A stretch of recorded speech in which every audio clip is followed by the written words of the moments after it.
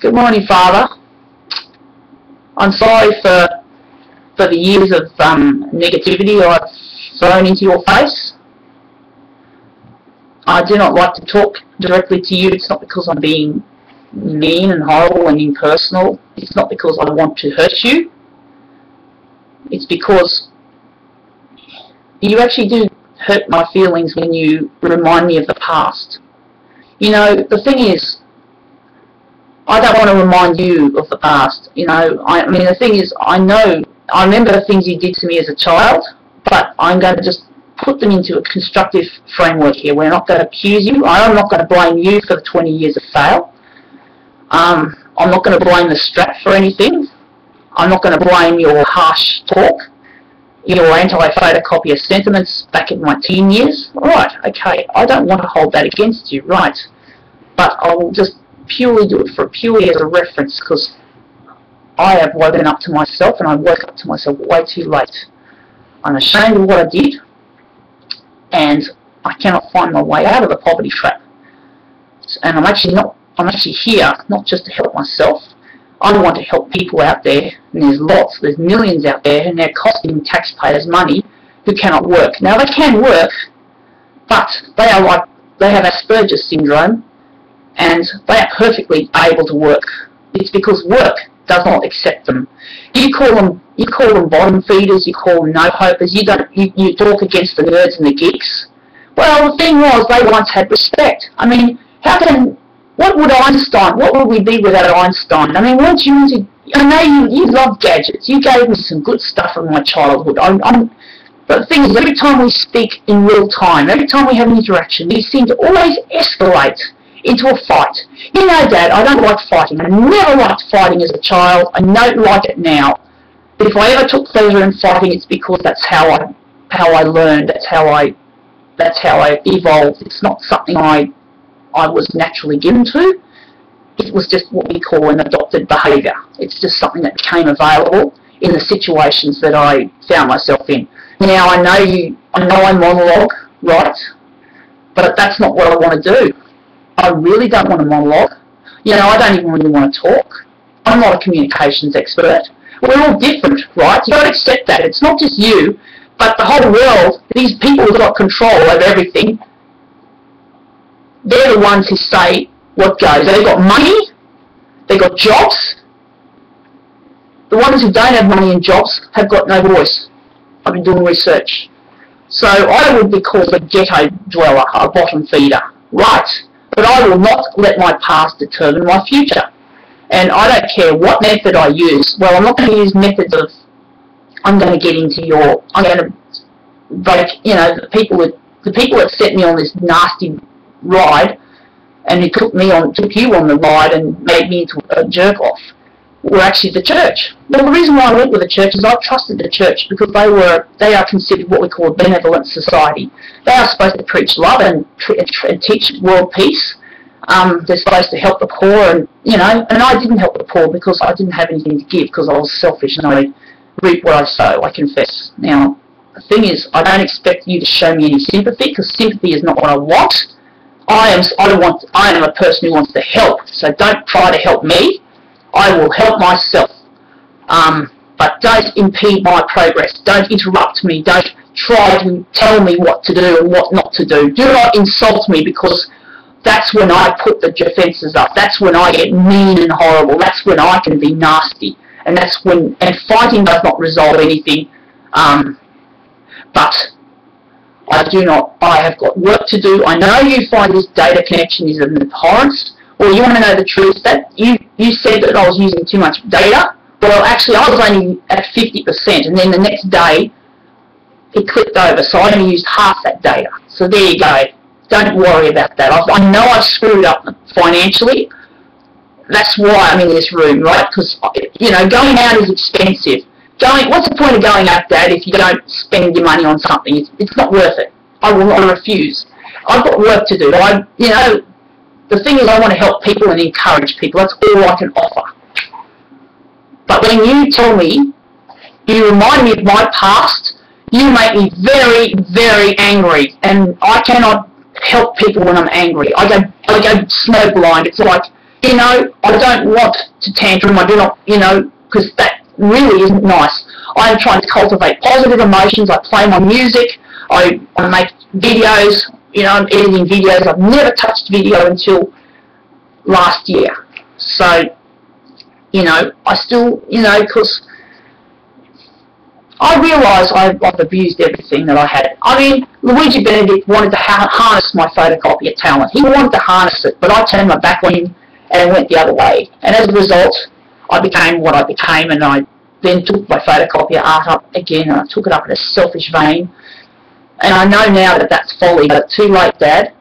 I don't have a support network at the moment. I am trying to cultivate one, but it's not just about me anymore, because the thing is, I realise now what I've done. It's too late. I can't fix it. I cannot click the bar on here and say, let's raise the cookies. They're already there. It's too late. What's done is done. Don't live in the past. You've got to fight for the future. And the thing is, I'm not going to pin you for I'm not pinning you for the fail. I'm pinning the church. I'm pinning those people who I trusted, who betrayed me, and they no longer want to know me anymore. And the thing is, I want to put another thing into perspective. I intend on forgiving them in the long term. I will go back to church, but only when I have got my life, my collateral damage repaired. Only when my reputation has been repaired. Right? I will not go back to anyone until I've worked it myself out, until I have fixed this damage, until I can find some kind of place. Now, I believe my life is with this man, right? You don't think he is still around for me? Well, I've got news for you, Dad. He's the only person who's been viewing my YouTube channel. But we cannot get together until I've done some very serious prime moving work. It's not just about getting the pair of us together now. It's about trying to rebuild stuff that was good in the 90s. So when back in the 90s, photocopier art was indeed you know, I don't want to go into it because I know you're not into it, but it was being used to help make the industry more human. So I could walk in and out of a job just like that. Now we've got people. The thing is, I want to put into perspective. I have got learning disabilities. You know, I'm stereo blind, which means I only see in 2 dimensions. I've told you. I've also got about 3% working memory, short-term memory, which means that's why I can't learn the way you can learn and way everyone else. When you were a child, when I was a child, or recent times, you say, look at the bird, look at the bird. It's because I've got visual processing disorder. As I said, I'm stereo blind, so I don't see in 3 dimensions. I don't want to hold it against you, but I'm just putting this perspective as to why I could not perform the way you wanted me to perform, and I also put too many expectations on myself and set myself up the wrong path. You know, and also my numerical computation skills are no good. So basically, the school system was always hammering me for not. That's why I didn't like to do my schoolwork. And of course, the thing is, but the thing is, I don't want to say that this set of cards that I've got is a load of crap. And also, don't forget, I have 3 levels of oxygen starvation. All right, so you could say I've set a dirty set of cards, but I will not say that this is not an ace. But Luigi Benedict was going to tell me, girl, you are more than what you think you are. Don't listen to those oppressive people. Don't listen. You know, he wanted to lift me up, and then I would have found this love zone quickly, and I would have become a nice person, and I would have been helping people. I would have had money coming out of my eyeballs, and problem is now, I know where I am now, but the problem is I do not have money. I do not have social position. We have a world that's melting down into climate change. The photocopier industry, I've been doing research, it's in big trouble, but now I'm not going to say, we're going to pull the attention away from my love of copiers, but we're just going to say what is involved in the industry. We can just say that this remote control, if you dispose of this incorrectly, you throw this on the street, like a lot of people do, normal people do, sorry. This thing contains about 100, 200 different very toxic chemicals now, and even the plastic casing could contain what we call brominated flame retardants. I do not know. This thing was manufactured probably around 2000, but those are supposed to prevent fire from evolving and causing, you know, big flare-up, and because that can kill people, right? But these are very toxic. Now, imagine now, and they say that 10%, 20%, no more than 10 or 20% of electronic waste is being recycled, and it's a big threat. And then, of course, we've got global warming. So environmentally, we're tipped over. We're over the tipping point. Now, people don't listen to scientists or geeks or anyone like that. Well, one thing to say is that if you don't listen, well, I'm not going to force it in your face, except I'm going to throw maybe some articles into your inbox to show you what is at stake. But the thing is, you don't have to take my advice or their advice. Like my life, you have to find out for yourself what transpires. You know, my Luigi warns me and says, you know, don't give up your photocopying, but you got to come with me and do it in his framework. But I was doing it in my own selfish framework, and I was all out of fear, right? So now we're not going to. So now we say that I'm sorry, my speech is bad. I've got Asperger's. I'm not a communications expert, and I don't expect myself to be. But this is actually harmful.